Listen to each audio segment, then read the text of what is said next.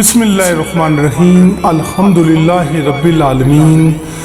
والصلاة والسلام علی سید المرسلین وآلہ وصحبہ اجمعین۔ میں آج اپنے دیکھنے والے، چاہنے والے، سننے والوں کو آج ایک ایسا واقعہ بتانا چاہتا ہوں کہ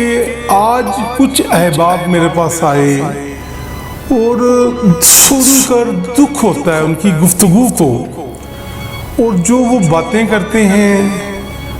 اور دوسروں کے عیب نکالتے ہیں،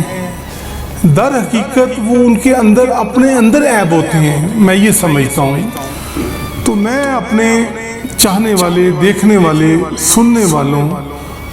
سے یہ گزارش کرتا ہوں، اور بالخصوص اپنے مریدین، عقیدت مند جو پوری دنیا میں بیٹھ کر میرا یہ پروگرام دیکھتے ہیں، سنتے ہیں، کیونکہ ہر شخص میرے تک دربار پہ نہیں آ سکتا۔ ایک تو ہماری بھی کچھ مجبوریاں ہوتی ہیں، حالانکہ صبح سے لے کے رات تک دکھی انسانیت کی خدمت کرتے ہیں۔ یہاں پر لوگ آتے ہیں، کسی کو رزق کی پریشانی ہے، کسی کے گھر میں بیماری ہے، بے سکونی ہے، رزق کی تنگی ہے، ہر انسان کا کوئی نہ کوئی مسئلہ ہوتا ہے۔ تو ہم یہاں پہ ایک ہدایت کا پیغام لے کے بیٹھے ہیں، کیونکہ ہماری گفتگو اللہ رب العزت کے قرآن میں سے ہوتی ہے یا حضور نبی کریم صلی اللہ علیہ وآلہ وسلم کے فرمان کے مطابق ہوتی ہے۔ تو آج ایک شخص آیا اور آ کر دوسروں کے عیب نکالنے شروع کر دیے، دوسروں کے متعلق باتیں شروع کر دی۔ تو اس پر میں نے اس شخص کو ایک واقعہ سنایا کہ ایک دفعہ، ایک مرتبہ ایک شخص مولا علی علیہ السلام کی خدمت میں حاضر ہوا۔ اس شخص نے مولا علی علیہ السلام سے سوال کیا کہ یا علی، اس دنیا میں سب سے بڑا اندھا کون ہے؟ تو اس موقع پر میرے امام علی علیہ السلام نے فرمایا کہ جو اپنے اندر کے عیبوں کو نہیں تولتا اور اپنے عیبوں کو دور کرنے کی کوشش نہیں کرتا، اور اس دنیا میں سب سے کامیاب انسان وہ ہے کہ جو دوسروں کی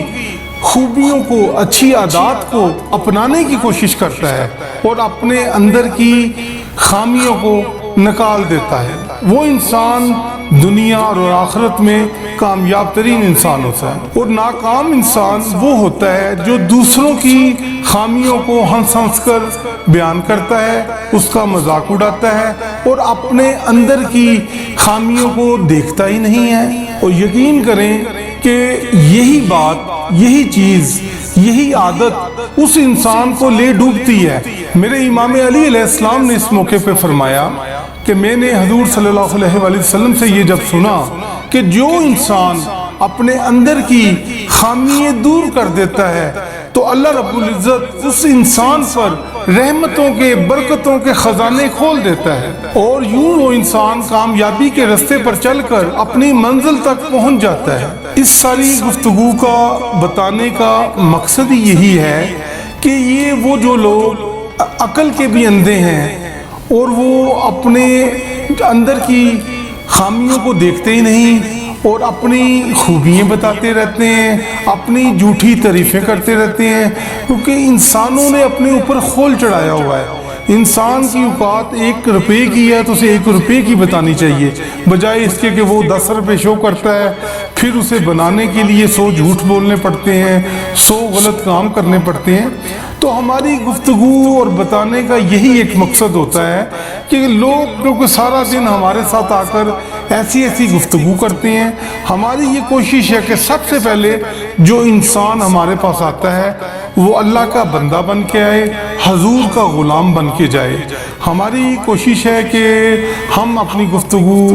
اس لیے دوسروں تک پہنچاتے ہیں کہ لوگ اس گفتگو سے مستفید ہو سکیں، اور آپ سب سے یہ میری گزارش ہوتی ہے کہ صدقہ جاریہ کی نیت سے آپ میرے چینل کو، میرے پیغام کو، میری باتوں کو اپنے دوسروں تک پہنچائیں اور ثواب دارین حاصل کریں، تاکہ لوگ اس سے مستفید ہوں زیادہ سے زیادہ۔ آپ میرے چینل کو شیئر کریں، لائک کریں، کمنٹس دیں، تاکہ میں آپ کے قیمتی مشوروں سے